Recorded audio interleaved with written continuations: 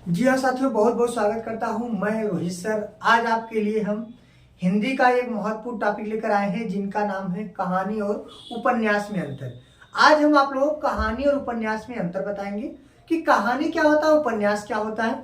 आप लोग सबसे पहले ध्यान से देखिएगा और जहां आपको न समझ में आए आप वहां पर कमेंट बॉक्स में हमसे पूछ सकते हैं। चलिए बिना समय गंवाए हम क्लास को शुरू करते हैं। देखिए, कहानी छोटी होती है और उपन्यास बड़ा होता है। कहानी क्या होता है? छोटा होता है। उपन्यास क्या होता है? बड़ा होता है। कहानी कम समय सीमा होती है। कहानी बहुत थोड़े समय में समाप्त हो जाती है क्योंकि ये कम होता है तो कम समय लगता है, और ये बहुत बड़ा होता है इसलिए ज्यादा समय लगता है, विस्तृत होता है। ठीक, कहानी में पात्रों की संख्या कम होती है तथा इसे कम शब्दों में बयां किया जाता है। माने कहानी में जो पात्र होते हैं, पात्र माने क्या?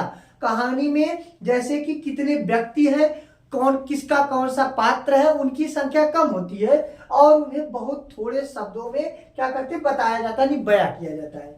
उपन्यास में पात्रों की संख्या ज्यादा होती है और इसे अधिक शब्दों में बयां किया जा सकता है। माने इसमें पात्र ज्यादा होते हैं, कहानी लंबी होती है और इसे ज्यादा शब्द का उपयोग करके बयां किया जाता है। कहानी में कम संवाद होते हैं। संवाद माने बातचीत। इसमें बहुत कम बातचीत होती है क्योंकि ये छोटा होता है, इसमें कम सीमा होता है, इसमें पात्रों की संख्या कम होती है। कहानी में कम संवाद होते हैं तथा कुछ ही शब्दों में संवाद होता है। माने बहुत थोड़े ही समय के लिए ये चीज रखा जाता है और इसका बात होता है। समझ में आ गया? चलिए आगे देखिए, उपन्यास में अधिक शब्दों में समाप्त किए जाते हैं। माने इसमें ज्यादा शब्द होता है, ज्यादा इसमें बात होता है, जिनकी मात्रा भी अधिक होती है। जो इसमें ज्यादा समाज होगा तो इसकी मात्रा अधिक होगी।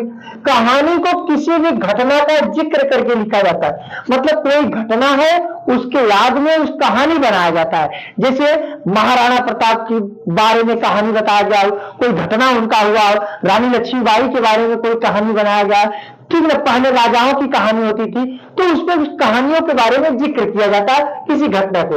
उपन्यास को चित्र और चरित्र के आधार पे, मतलब उनके कैरेक्टर के अनुसार के, उनके चित्र के अनुसार के क्या किया जाता है, वर्णन करके लिखा जाता है। कहानी किसी स्थान या समय में जुड़ी हुई होती है। कहानी में कहीं ना कहीं सत्यता होता है। वो किसी न किसी बात को वो बताना चाहता है, किसी के कहानी के बारे में बताना चाहते हैं, किसी कोई घटना हुआ है उसके बारे में बताना चाहते हैं, तो यह कहीं न कहीं से जुड़ी होती है। उपन्यास सदियों एवं युगों तक जुड़ा हुआ होता है। उपन्यास बहुत पुराना होता है, एकदम कई युग का, ठीक है ना, उसके बीच का उपन्यास हो सकता है। कहानी में किसी एक ही कथा या घटना का जिक्र होता है। मतलब कहानी में किसी एक घटना, मतलब जिसे महाराणा प्रताप के बारे में बताया गया है तो महाराणा प्रताप के बारे में रहेगा। अगर रानी लक्ष्मी जी के बारे में तो रानी लक्ष्मीबाई जी के ही बारे में बताया जाएगा। उपन्यास में अनेक तरह के प्रसंग, रंग, रूप देखने को मिलता है, ठीक है ना।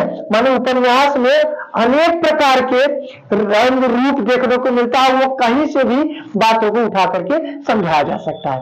ठीक है, आप लोगों को अगर समझ में आया होगा तो आप लोग सबसे पहले इसका स्क्रीनशॉट ले लीजिए ताकि, ठीक है, ताकि आगे आप लोग इसे लिख सकते हैं। और हम उम्मीद करते हैं आप लोगों को ज्यादा समझ में आएगा। शेयर करिएगा। धन्यवाद।